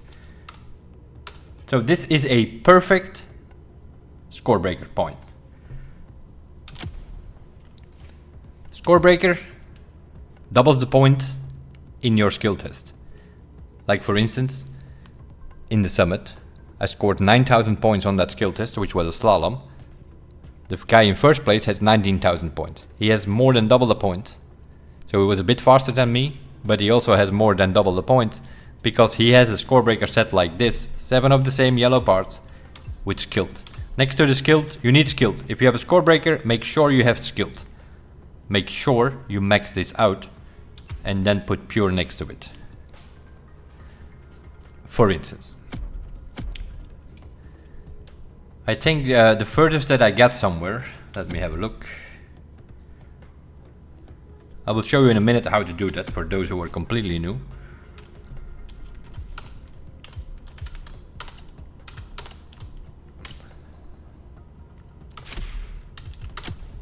So here, for instance, as you can see, we have a few yellow parts sitting in here. This is the tier 1 level, maximum level is 600. And I have 1, 2, 3 nitrochemists sitting in here. If I go into that part, click, go into the FX, click, there we go. You can see nitrochemist, pure extra pump. This is the perfect part. That means we have a nitrochemist. Oh my god, I don't know why it does it. If you touch your mouse, it goes back to it. But I can go to the others because I have recalibrated all of them already. There we go. So you look for the nitrochemist yellow sets. You want to get 7 of those parts. The same for the skill test, you look for a score breaker. There are some other things you need to worry about. For instance, in drift, you need a slippery bonus, things like that. But let's just keep it for a race set and a skill test set. So for skill test, you need that score breaker with skilled, and then the other bonus you can put next to it what you want. Make sure you have score breaker with skilled. For a race set, this is basically the race part that you want, and you want to have 7 of these put together eventually. So you have the Nitro Chemist, and then you will get some bonuses. In this case, I recalibrated them, so I have pure and I have extra pump. How do you recalibrate these things? Oh, it's doing it again. I don't know why, but that's why I don't like this menu. So you see, it needs 1,500 bucks and 150 of that brown currency, which is the consumables, what they are called in this game. We just call it scrap. If you scrap some old parts, let's say you have a 590 part, you don't need that anymore because you have a 600. So you can scrap the 590 part, it will give you some extra points in that currency there. So if you re-roll that thing, you're gonna get this, right? So the bottom part is the one that you have on. The middle part is going to be the same bonus with a different percentage, and the top part is always going to be a different bonus. So what you're looking for is first, if you, let's say you have Reach sitting on here, but you want pure, you're going to have to re-roll a couple of times till you find on the top there pure. When you have pure, you press enter there and or OK on your buttons on wheel on a controller, and then you have it on there. Then you re-roll again, and then you will have pure in the middle to get your percentages. So the top one, that's where you can change a different bonus. The middle one is where you can change the percentage. Eventually, it shows you the range over here from 3 to 5%. You want to get it maxed out. Don't think 4% is fine. If somebody else has 5%, especially in a skill test with points involved, they can score more points. If you're involved in summits and things like that. Now, if you re-roll this thing, let's say we re-roll this one, we have extra pump 5, it's maximum. If I re-roll that, as you can see, it's going to give me extra pump 3%, which is worse than what we have. And we have skilled on top, so then you can always go to the bottom and say like, no, whatever you give me here, it's not good enough, I'm going to want to keep my part. Now, I'm re-rolling here just to showcase, don't do this, because I have it maxed out. You don't want to re-roll when you have it maxed out. But you want to do it with parts which you have not maxed out vehicles. So you want to get pure and extra pump on it so that you have nitro power and nitro power refill, pretty much, on a Nitro Chemist set, which will multiply the nitro duration by 1.5. This thing is not active unless you have all 7 of those yellow parts. So don't make videos out there like some people do, with some combination of blue and purple, and then they have a yellow Nitro Chemist and they have a yellow treasure sniffer and they have a XP magnet, and you need sets. You need 7 of the same yellow part. That's when your set bonus becomes active. But that is not something you can change, so you're gonna have to find them. You're gonna have to find 7 nitros, and then you can complete a fully max out vehicle. Maximum level and also maximum performance. That is for the Nitro Chemist, and you do the same obviously for the score breaker. I'm pretty sure I have somewhere a score breaker here as well.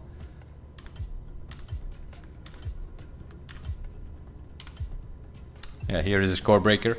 As you can see, I don't have it on, but I still keep that part obviously, because we're going to put that score breaker set on some other car, so that we have 7 score breakers and that we have 7 Nitro Chemist sets.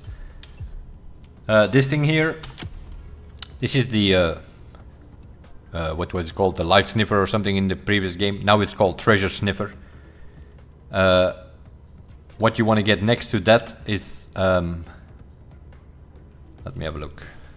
Can re-roll it a little bit.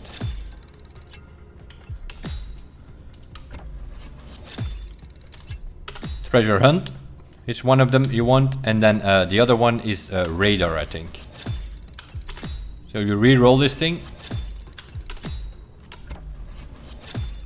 and as you can see, this every time I open that box, it's costing me 1,500 bucks and 150 consumables.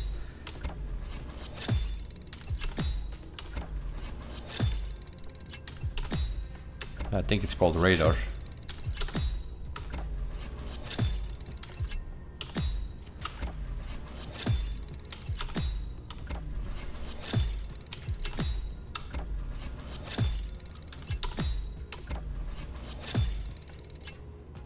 That's a legend. Nope.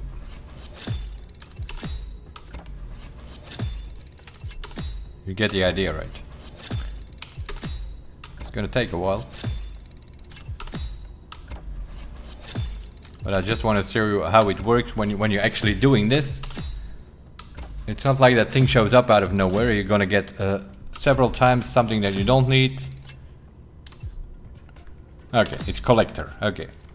So this is now the perfect set. Not yet, but it's the perfect part. So it's treasure sniffer with where is it? Why is it doing that? Don't touch your mouse when you're doing this, because there we go. So this is treasure hunt, which can go to 10%, and collector, which can go to 8%. The collector, we actually get the perfect part. It is collector and it is 8%, so I don't have to re-roll this. The treasure hunt, it's only 7.2%, which is not 10 yet. So now we're gonna re-roll it again, but now we're looking for the middle part. 8.8 is better, so we will put that one on. That's 6.1, that's not great. So we go back to the bottom one, and you keep doing that till you have 10%. There we go. Now you have the perfect part. A treasure sniffer with collector 8% and treasure hunt 10%. So this is, for instance, a perfect sniffer. If you have 7 of these and you drive around with a car like that, then you're gonna find way more of these loot boxes. You're gonna get showing them up, more of them and more often, pretty much. That's what these things do, right? The set bonus will multiply the density, so you're gonna see 2 times as many boxes as normal. And they will also appear more frequently, so you're gonna see more boxes in the same line anywhere. And the radar will make sure, or the treasure hunt will make sure that you detect them from further away. 10% further away. If you have 7 of these, that's 70% more radius that you have to detect these boxes. So this is the perfect treasure sniffer part, basically. And how to re-roll them, I just showcased you. Let me see, do we have anything else? So score breaker, make sure you have skilled on it. Nitrochemist, make sure you have pure and extra pump. The treasure sniffer, make sure you have collector and treasure hunt on it. Don't worry about anything else. And then we have the magneting. There we go. The magneting, it earns 25% more XP if you have 7 of these on your vehicle. So you can drive around with one of those XP magnet sets and do some skill tests. You will get way more XP.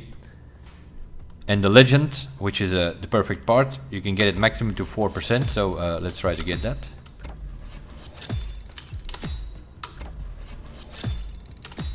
.7, pretty close.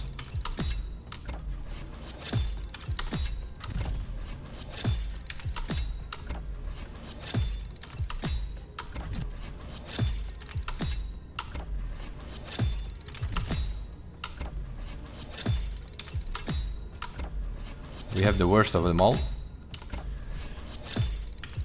3.7 is very close, which means you're gonna see every other percentage except for the 4.1 for quite a while. We know that, you know, it's lottery, it's a system we do not like. We hated it in the crew too. We have told the devs many times. But over there in the south of Lyon, they really like the RNG element. There we go, we finally got it. What we as players want is just give us a shop where we can go and say, like, give me a perfect set. What's the price? $1 million? Fine, we'll pay it. Instead of this bullshit. Nobody likes it. Only down there in Lyon, they are super fan of their RNG element. What do you want to put next to it? Probably something like rich, which gives you more bucks as well. You can find that one.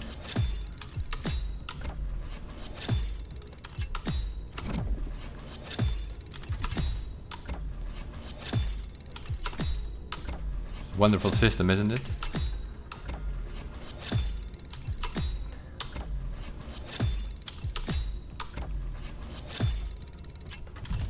we go. And the maximum for reach is 3%. So now we are re-rolling, looking for the 3%. There we go. We're lucky this time. So this is the perfect XP magnet part with legend 4% and reach 3%. It might be that from time to time you win some of these sets in the summit and they might be a bit boosted, which means you might be getting 5% or something. So something that you cannot roll yourself. That sometimes it is possible that you win that from the summit. At least it was in the previous game. So since they copied most of it, it would not surprise me if we see those things show up, boosted parts in the summit as well. So this is the perfect XP magnet. So we have an XP magnet with legend and rich. We have the sniffer. What is it over there?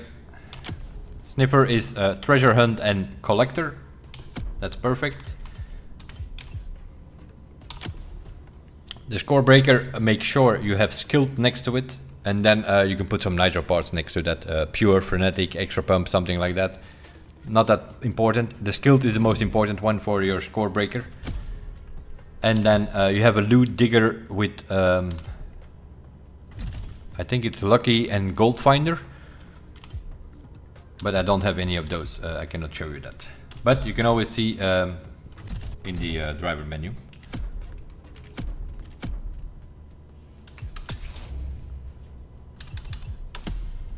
Let me see if I can find it.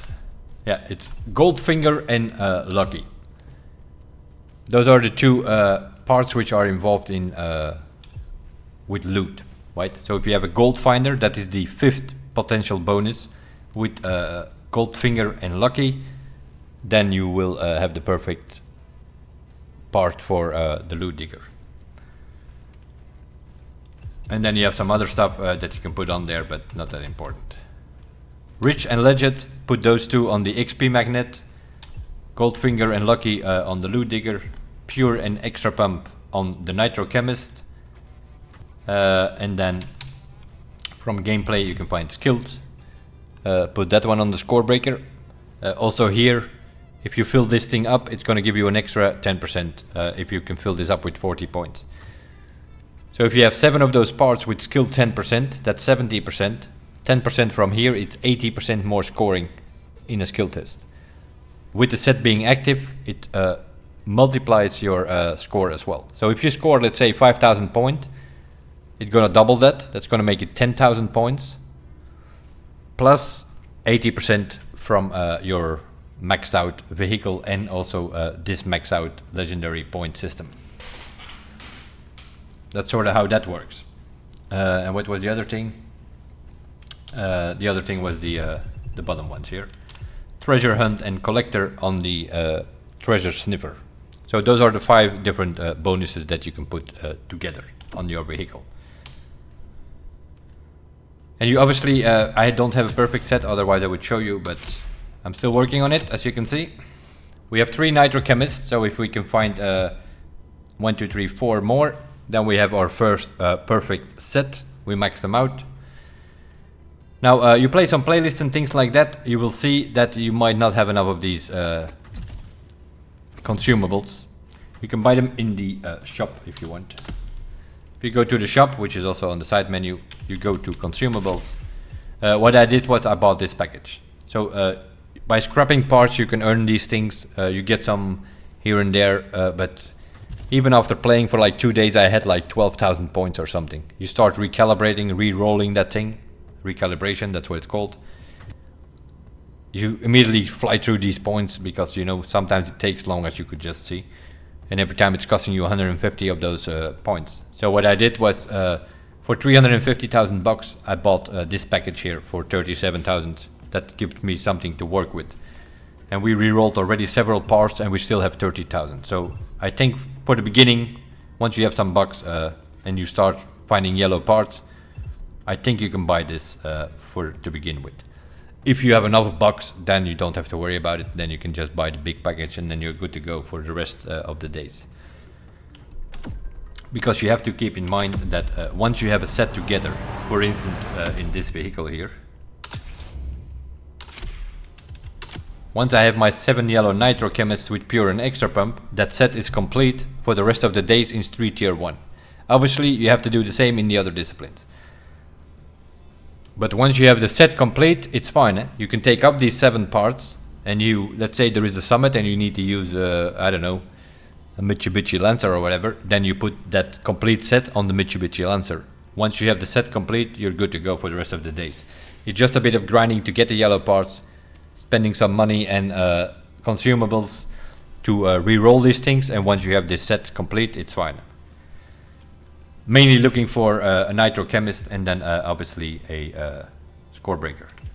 Now I just re-rolled you to show you what parts are potentially.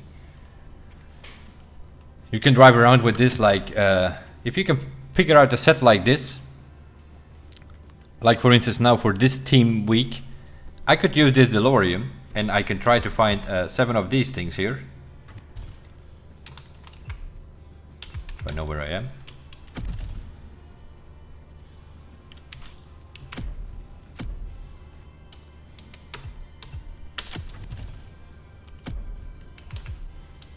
Okay, there we go.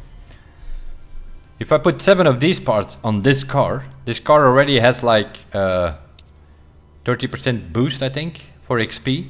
And then if I put an extra of these here, an extra 25 if I have my set complete, that's 55%. And then I can get an extra 20% from the legend.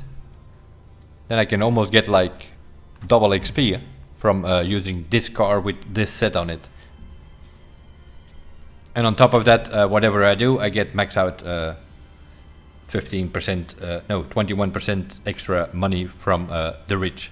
That's why I put the rich next to the legend. You get extra XP, you get extra money. That's always an option. So that's potentially would not be a bad set to use in this main stage thing every week. The XP magnet with legend on it. For instance, that's where you can use it. And then obviously, why do you use the this thing here? Treasure sniffer with treasure hunt and collector. You use these to find all these boxes out there, which give you a chance to find all the other yellow sets, so that you can complete them. And if you find one of those boxes, like in my case, if I find a green or a blue box, I just need parts. This thing is already maxed out. If I find a yellow box, then I might open it with this car, because that will give me a chance of getting a yellow part. Purple box as well. But if you find a green or a blue box, I won't open it with this vehicle, because it's already, level-wise, it's already maxed out. So then I'm gonna change my car before I open the box, and drive something, for instance, which I don't have upgraded. Like for instance, rally rate is the next thing I need to work on, because we need it in the summit. And I don't have much available there.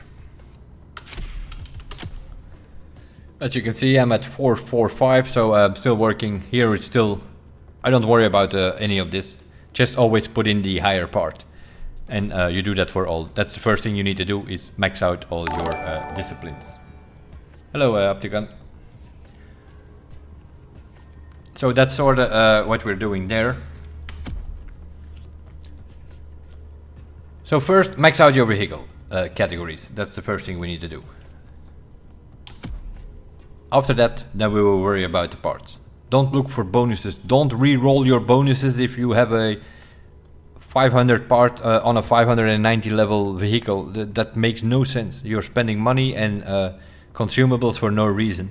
Just max it out first, look for yellow parts, and then start re-rolling. Don't do it in any other order. That makes no sense. So that's definitely something we need to do. We have Street Tier 1, we have it maxed level, not performance yet, but we have it level. Street Tier 2, we have it level. In Drift, we are looking for Slippery, because that gives you a more multiplier. So a yellow part with Slippery on it will give you more multiplier. Racing is also just a Nitro Chemist. The Dragster, you are looking for a Nitro Chemist with Pure and Frenetic. All the boost you can get, that's what you're looking there. Hypercar is just the normal Nitro Chemist Pure Extra Pump. Alpha GP as well. Motocross, you could potentially play around with rocket and ventilate it, which makes it fly into the moon. Rally raid, you can just do a nitrochemist set, or you could potentially use a trawler, which makes you lose less speed in the water. Something, it's like a water muddy. If you, for those familiar with muddy in the Crew 2, that's the water muddy. Demolition derby, you could potentially put bulldozer on it, although it doesn't work that much. But rally, the same story. Nitrochemist, pure extra pump. You could potentially put trawler on there if you have a track where you have to go through the water, so you don't slow that down that much in the water. Monster truck, normally gifted if it's something with points, but I haven't found a monster truck event yet. You use the monster truck in the demolition royale, basically. You fly in with a plane there, you switch to the demolition derby. If you earned enough points and bonuses, you have your ultimate available for 30 seconds or whatever. And the ultimate is a monster truck. That's where you use the monster truck. Also in the grand race you use monster truck, but nothing to do with these parts of the grand race, because in the grand race everybody gets max level with green parts. Your parts do not matter. Everybody, it's balanced out to green parts. So for instance, 3 tier 1, you're driving around with level 600 green parts. No matter what parts you have on your car, that doesn't matter. Powerboat is the same, nitrochemist with pure and extra pump. And of course also scorebreaker with skilled for potential slaloms or things like that, which are on the water. The same with the plane. You need a nitrochemist with pure and extra pump, or with pure and gateway for the events itself. Gateway also refills your nitro, but it does it faster than the normal extra pump. So pure gateway is probably the better combination for a plane on a nitrochemist. And in case there are skill tests in the air, which there are, which means you also need a scorebreaker with skilled on the plane. Okay, that's that. Sorta explained how to reroll parts and things like that. Which brings us to the next category in the vehicle. Obviously you can drive it and you can customize it. Upgrades we have just talked about. The pro settings. Next to the traction control and all that stuff, the most important menu in the whole game is the one on your car. I can already tell you now that there are some things which are not working as they were in the Crew 2. So do not go to the bottom and put the camber all the way to the left like you did in the Crew 2, because that's not going to work very well. You're going to steer way too much, your wheels are going to be way too much sideways, so it is not. So what we did in the Crew 2 was this, and then we adjusted our aero or downforce accordingly to 3, 4, 5, whatever, to make it all work. That does not work. This setting here, all the way to the left from the Crew 2, is now pretty much in the middle. But then you don't have enough steering yet, so you're gonna have to adjust it a little bit. You more have to look at it. For those familiar with Forza, it's more like Forza.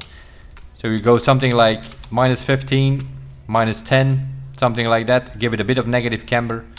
It actually works as camber now instead of whatever it was in the Crew that didn't work. So adjust it more closer towards the middle. You can also do something like this, some negative. For instance, in drift, put the front all the way to the negative, and the rear something like +10. Could work. Or you could also make it a little bit negative, but not that much. Something like -5, -10 maybe. Make sure the front is all the way to the left. For drift, right? For normal driving, you can start from here and then take a look on what is going on. The anti-roll bars, just put it all the way to the right, just like in the previous game. If you have too much understeer, you reduce the front. Bring it down a little bit. Don't bring it down too much, because otherwise you're going to create oversteer. But if you have too much understeer, bring down this slider a little bit. If you have too much oversteer, bring down the rear a little bit. So you're gonna have to adjust that with that. The suspension, we have some more sliders compared to the Crew 2. So what I found for normal racing cars is that you put your springs a little bit higher than your dampers. Now in this case we had all kind of troubles with this muscle car. So what I eventually ended up with is 5% soft for the springs, and then the dampers plus 12, plus 9, plus 12, plus 9. And then that car actually steers and drives and doesn't fly around all over the place and doesn't bounce around. What a bit of a problem, it was bouncing around all over the place. Coming out of the corner, it was going sideways for no reason. All had to do with suspension and brake balance, I'm guessing. Also here, the aero is now not only one slider as in the Crew 2, it hits 2 sliders, and it's not, you sort of have to look at it like downforce. So you have downforce on the front and you have downforce on the rear. That's sort of what the sliders are doing now. So also not like in the Crew, oh, wrong button. In the Crew, if we put it all the way to the left, that was like all the way to the rear something, and all the way to the right was to the front, because we only had one slider. Now they split up the front and the rear, so now it's completely something different. It's about downforce. And then it's in percentages, so you could like look at it like from our scale from 1 to 10, which we are usually in the Crew 2. If somebody was talking and said like, oh, I have my aero on 3, what does that mean? Well, that means that you have to go down 9%, right? 1, 2, 3, 1, 2, 3, 1, 2, 3. That's 3. Pretty much. I have it on 18 or 9 most of the time now. Also here, playing around a little bit with it. We need to learn about the aero and the camber, because it works completely different than in the Crew 2. Also the suspension, we have 2 more sliders. We have 6 sliders now compared to 4 in the previous game. So also there, completely different tuning system. Figure it out, drive around, play around with these sliders. You're gonna have to do this for every car that you're driving, because I see some crazy stuff happening all over the place. Doing the grand race, you see people go sideways and they probably have no idea why. Well, it probably has a lot to do with this stuff. Although you use green parts in the grand race, it still uses your tuning that you have on your car. So you can change the car tuning, and it will use that in the grand race as well. The brake balance, I don't know. You have that bar here. Depending where you switch it around here, it will give you these bars here. Will change. But doesn't necessarily mean that if the bar is almost full on braking, that you have the best braking balance. It really isn't. So you're gonna have to play around with that as well. But most importantly, just remember that the aero and the camber are not as it is in the Crew 2. All the way to the left in the Crew 2 is the middle for the camber here. And then if you want a little bit more steering, go a little bit negative, but not too much. Don't do what we did in the Crew 2, because in the Crew 2, I don't know what the camber was doing, but definitely not what it was supposed to do. For the drift, it still works. You can go all the way negative to the front. And then on the rear, you could probably even go a bit positive, something like 10 or so. Or do it a little bit negative, -5 or something like that. Then the suspension, you can put a bit softer. Obviously, if it's an off-road vehicle, you're gonna have to go way more to the soft side. You want that car to bounce around a little bit, especially the dampers on the landing of a jump. You want to have something with there. Then your downforce, make around with that. So yeah, we're gonna have to do a lot of testing. Also keep in mind, if you have a level 620 car in Street Tier 2, which is maximum level 700, that thing is gonna drive completely different than when it's at 750. So also here, play around a little bit with it so that you can drive with it for as the time being. Once you have it maxed out, then come here and fine tune your vehicle once you have your yellow 750 parts on it, because that's what the car will drive like when it is maxed out, and then make some changes, and then potentially also for guides, make sure you have yellow sets before you come out with guides of settings, because they make no sense on a level 620 vehicle if it can go to 750. Your settings will not work. If you show settings on a 620 vehicle, it's not gonna work on a 750 vehicle. And then on the top you have the transmission. If it is a 4-wheel drive, you will also have power distribution or something, which was the differential slider from the Crew 2. If it's another 4-wheel drive, you like this DeLorean, it's you will not find that thing here. So there is an extra slider obviously around.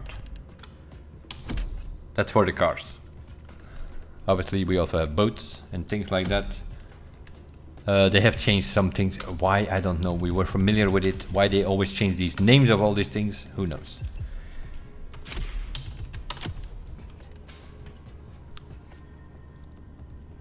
The boat. Weight distribution. That's your speed. Pretty simple. That is your speed. Put it all the way to the left. This was sort of what you were doing. The buoyance is what the front nose of your vehicle is doing. If you put it all the way to the right, then it's like you put like the weight more to the back of the boat. So you put your nose more out of the water, so you have less friction on the water. So I normally put it as high as I can. Rudder angle is how quickly the boat is steering. Steering inertia, that's pretty much your steering sensitivity. Play around with it, whatever works for you. Braking power, not really that important. You don't brake that much because it's all in the open ocean. You don't use your brakes anywhere. And the hull friction, you usually put it somewhere on 8, which, let me have a look. It's 2% per click, so if you go to -4, that sort of is 8, what we had in the Crew 2. For racing, if you have to do a buoy smashing, I don't know if there is a buoy smashing. I haven't been much in a boat. I don't know if there are water skills. If there are, you probably want to put it in the middle, which is 10% for buoy smashing. The plane, pretty similar effects. Where is my plane? Yeah, I've also found something very strange. It did not import your extra 330 SC plane. I don't know why. Although I had an aerobatic and an air race plane in the Crew 2, it did not import it. You have to buy the extra 330 again for some reason. I don't know why. In power, oh, I just noticed something. Give me a second. There is a new powerboat. There are actually 2 new powerboats, but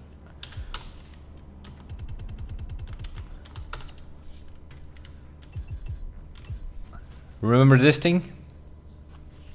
Some of you might remember this thing. At some point we were testing it in the Crew 2, but there was an issue with it, so they never brought it to the game. They sort of made a shorter, closed version for JetSprint, the Proto Rocket, but this is the Proto WR1. Came back from under the dust, and it is now available in this game. There is also something like this in the Lamborghini category. There is a Lamborghini powerboat now, but it's a bit stripped off on the side, and it has a bit of a roof as well. But pretty similar looking as this one. That's for the powerboats.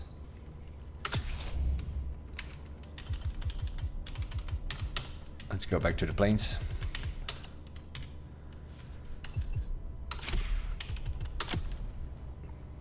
I'm still working on here again. The inertia, it's the steering sensitivity, pretty much.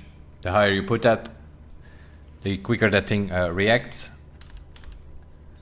The wings angle we usually put in the middle. The yaw briskness is pretty much your steering. If you're flying, if you use your rudders to steer left and right, your plane will stay pretty stable and going straight, and just use your rudders to adjust the plane a little bit to the right and the left. Don't steer to the right and the left, because then the thing is going to do rolls. If you max out the roll and put it all the way to the right, then it will go faster in rolls. And then you have the pitch briskness. You have to play around a little bit. That's going up and down with the plane, with your nose, or diving or going up. How fast you want that to go. Adjust this slider accordingly, the way you want it. But if you put the roll, for instance, if you put it all the way to the right, it turns pretty quickly if you do a roll. If you use the extreme mode button and then put it to the right, you're gonna go very dizzy, because that extreme mode pretty much multiplies whatever you're doing times 2. So if you put this thing at full roll to the right and you steer to the right, it will do a 360 basically. And if you do that in combination, if you do extreme mode and steer to the right, then you're gonna get very dizzy. It's just gonna do a 360, but it looks like a 720 because it goes twice as fast. You can of course also not use the extreme button, that's also an option. That's for the planes, pretty much. Also here, first max out your vehicle to 670 for the plane before you start messing with these settings, because at 340 that plane is gonna fly completely different than at 670.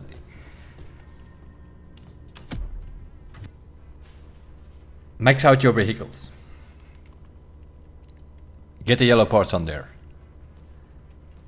I saw a video yesterday, the best drift settings for the game, and the guy showed up in I don't know, 220 or I don't know.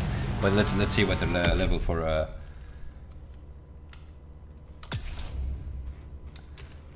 let's take a drift car.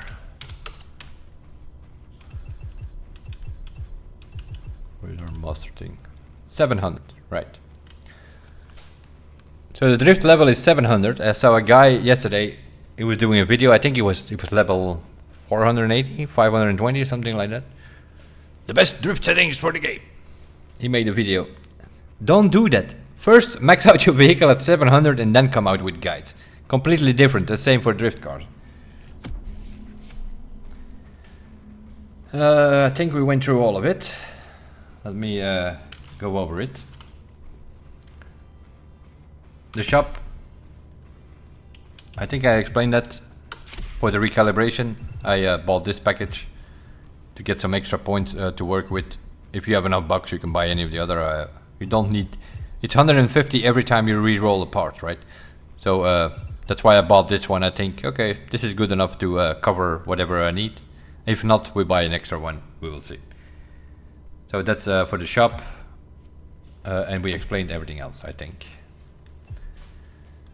The shop, you can find the cars, you can customize your car, you can find vanities that you can buy. At the moment they're only available for crew credits by the looks of it.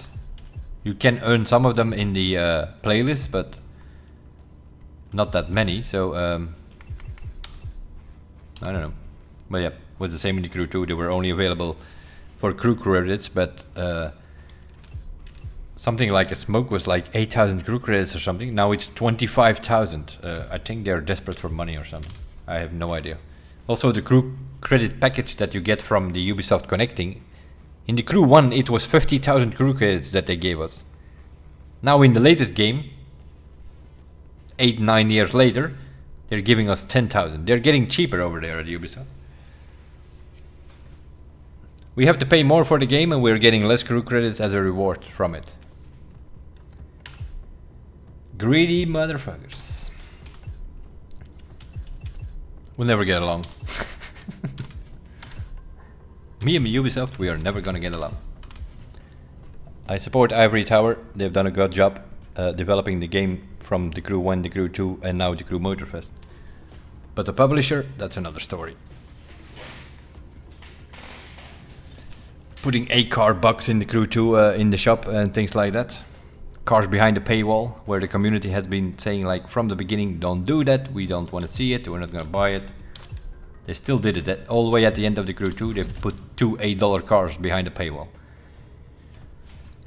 We'll never get along, Ubisoft. It will never happen.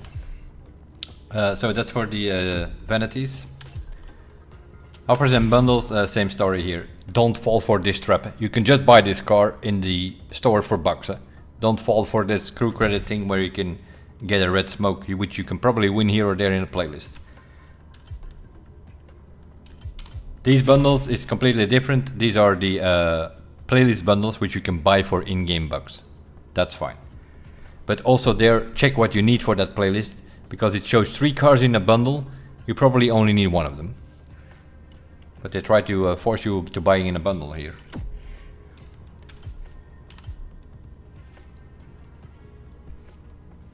And in total, there are at the moment 604 cars in the garage.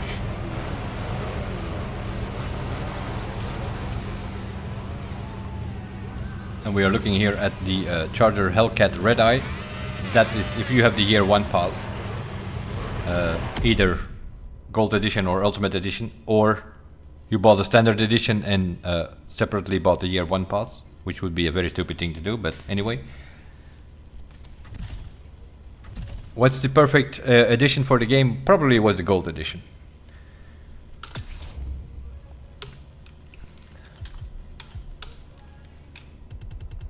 If you buy the Ultimate Edition, what do you get extra compared to the Gold Edition?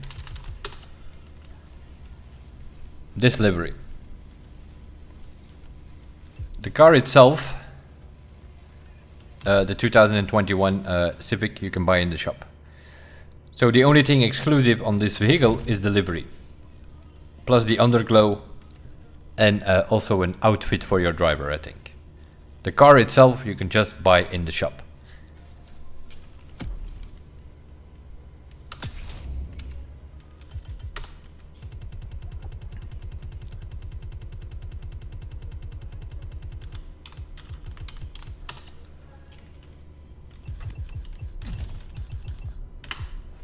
And this is the other one. The 718 Spider Fitted Edition, next to the Honda Civic, same story. You can't get the livery, you can't get the underglow, you can't get the outfit for your driver. That's what's exclusive about it. The car itself is not exclusive. You can buy a 718 Spider in the shop. And that's the only thing that the Ultimate Edition has more, is those 2 cars with the special livery compared to the Gold Edition. So the sweet spot of the game is the Gold Edition. It also gave you 3 days early access. It also gives you the year 1 pass vehicles. And that's all that matters. Unless you really want this pink livery on your Porsche, or the other funky livery on your Honda Civic. The Ultimate Edition is not worth the 20 extra bucks. And then the year 1 pass is 25 vehicles. But they are not here, of course. What is here is the yellow BMW, if I can find it. Or did I change the color? That's also possible. Yeah, look, by the looks of it, I did.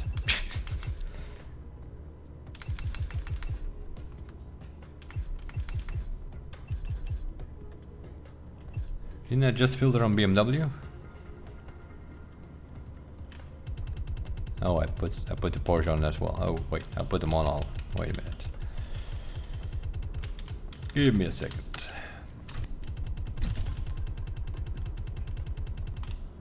Not a good idea, but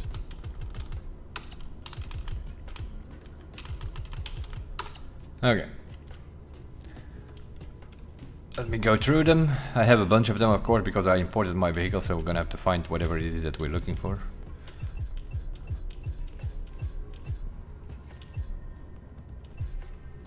I haven't touched that one. That should be still fine.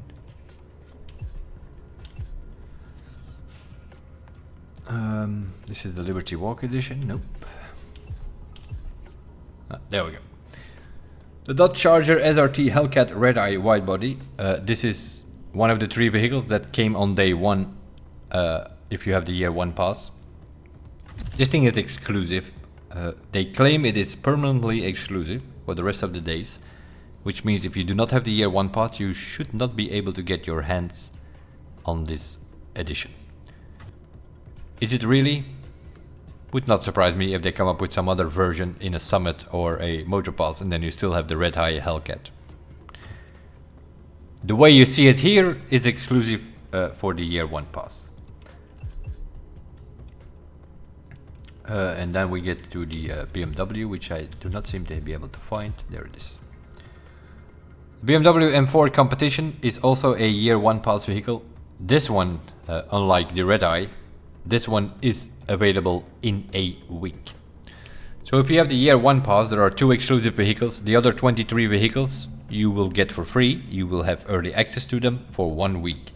Within 1 week, this thing will show up in the store and you can just buy it as a standard game owner, for instance, who doesn't have year 1 pass. So there are only 2 exclusive vehicles are that Charger Hellcat and the Chevelle 1970, if I can find it. Probably already passed it. Also haven't touched it, so it should be a red one somewhere. Okay.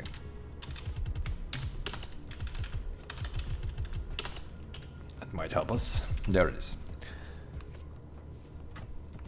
The Chevelle 1970 is the other exclusive vehicle next to the Dodge Hellcat Red Eye. The BMW is not exclusive, you will be able to purchase it in a week. The other 22 vehicles from the year 1 pass will show up every month too for the upcoming 11 months. And that's your 25 vehicles which will be in the year 1 pass basically. And I think that we sort of have covered everything that I know about so far after 3 days of playing.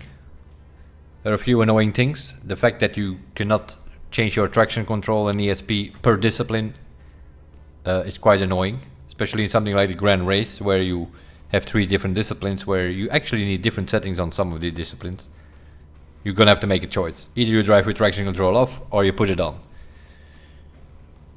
I prefer to put it on, but it's a bit of a problem in Rally Raid and Rally. They also still do not seem to have made the difference between Rally and Rally Raid over there down in Lyon, because we are still driving rally cars over the beach and through rivers, and Rally Raid cars onto real proper hairpin tracks in the dirt. That should be the other way around. If you understand a bit of off-roading and rally racing, it should be the other way around. Why we are driving a rally car through a river and we completely get stuck at 20 kilometers an hour, who knows? Only down there at Ivory Tower they know.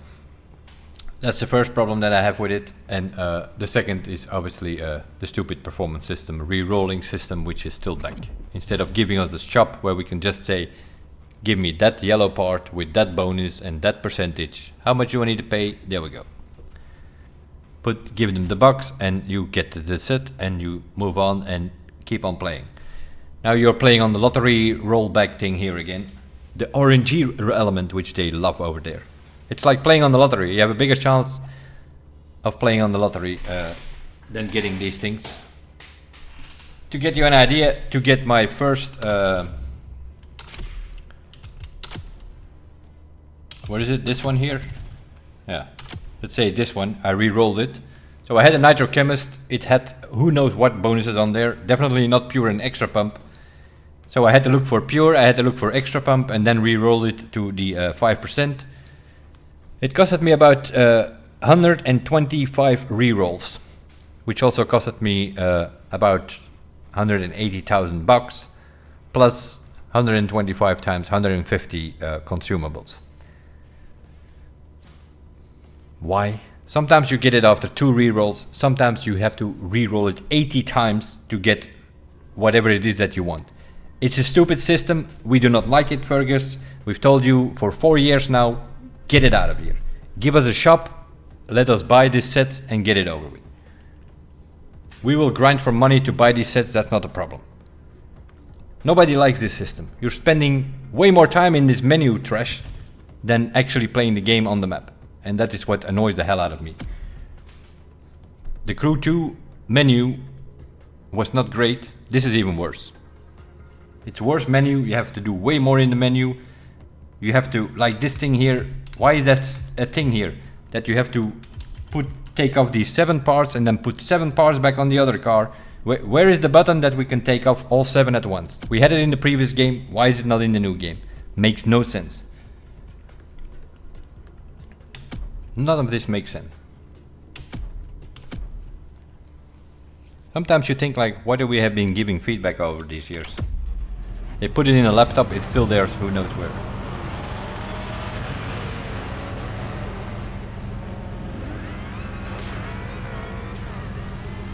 Other than that, it is what it is. What are we doing? 2 hours. Okay, I'm gonna leave it at this because this is just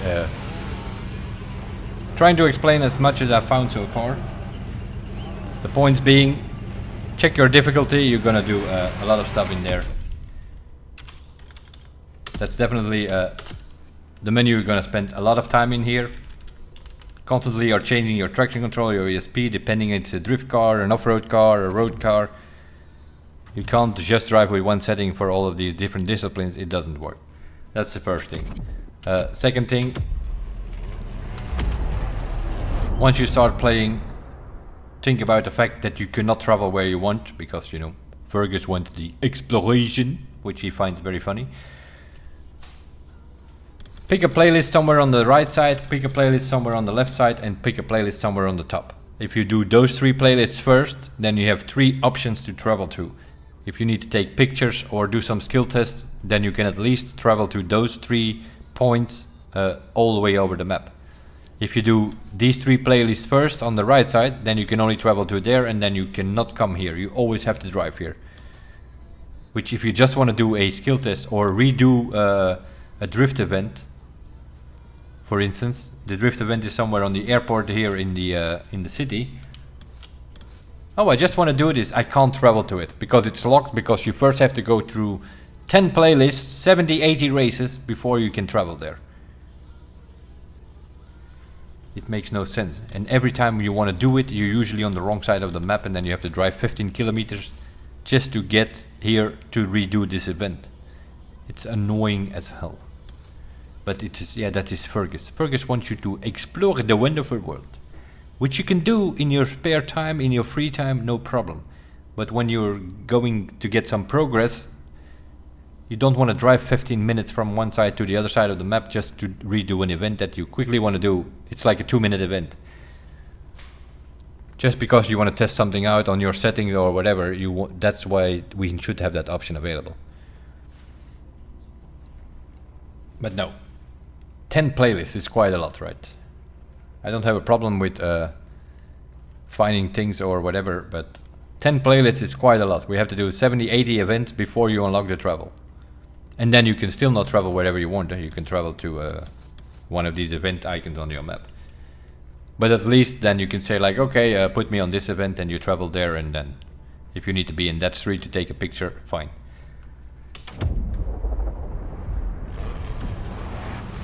It is what it is. The main thing is get around. Other than that, it drives fine. Graphics are fine. I'm driving on a wheel. I don't know how this game is going to react today. That's a different story. Because today, a lot of things are happening. In such a way that the early access guys are still there. It will be complemented today with all the people who have standard, because they will also start playing today. And for the weekend, it is free to play for up to 5 hours. So if you want to test out the game, you can just download it, start playing. You have maximum 5 hours. So you can play an hour today, 2 hours tomorrow. It's still Sunday, so it's available over the weekend. But you can maximum play 5 hours. So if you want to spend an hour here or there for the weekend, you can download it. Sunday, the free game will stop, obviously, and then you can decide if you want to buy it or not, probably. That's sort of what we had so far. Just keep in mind, the pro settings, the camber does not work the same. The arrow does not work the same as they did in the Crew 2. The pro settings is still the same. The performance parts, I mean, is still the same lottery bullshit from the previous game. It's gonna be annoying. We're gonna have to bite our way through it. Once we have the yellow sets, it doesn't matter anymore. Well, in a way it does, because even if you have maxed out vehicles, you still win these green and blue parts that you don't want anymore if you have yellow sets. Just go back to the Crew 1 performance system. It worked. We had tuner shops, we could buy a set there, worked fine. If we had maxed out vehicles, we are winning bucks. A little bit of bucks, it doesn't even have to be that much.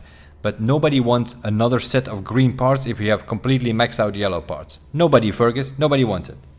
Obviously, new players, that's a differently, they don't have maximum vehicles. give them their parts.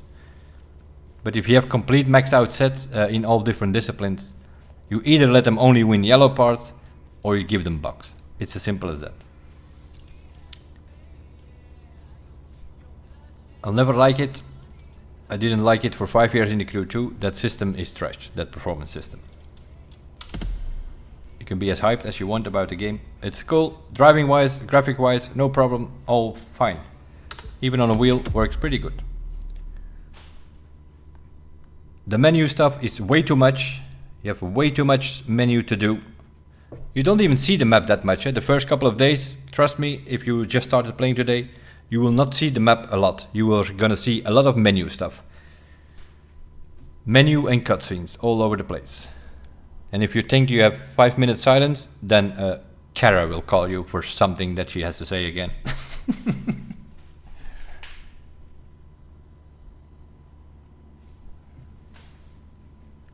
Anyway, we'll leave it at this. I hope I helped some of you out, especially understanding the main stage and all that thing, because I don't find it very well explained in the game. We had to figure it out ourselves a bit more or less. So it's something next to the summit, but at the same time the summit also counts towards it. It's, yeah, it gives a bit of replayability, I guess. But just make sure that you understand that you are playing in one of those 3 XP boosted cars. This week it's the DeLorean, the Mustang Buzz, and the Jeep Wrangler. The Evo one, the old one, because there's also a new Jeep Wrangler in the shop, I've noticed. Make sure you have the ones which have XP boost on it. I'm gonna leave it at this for this video, so that I can export that to YouTube. I'm gonna have some dinner, then I will be back on Twitch for live streaming one of the playlists I'm gonna do, and then next to that maybe do some of the challenges, see if we can find the collectibles from these playlists that we already done, something like that. You didn't divorce from Kara yet? No, I have... I even put her off in the menu, but that doesn't matter. She still keeps calling me for no reason and trying to force me into going where places we don't want to go. She's worse than Zoe in the crew one. Anyway, this will be it, guys. I'll be back after dinner, half an hour, something like that. I will be back. And for those who watch it on YouTube, thanks for watching, and I will see you guys in the next one. Bye bye for now.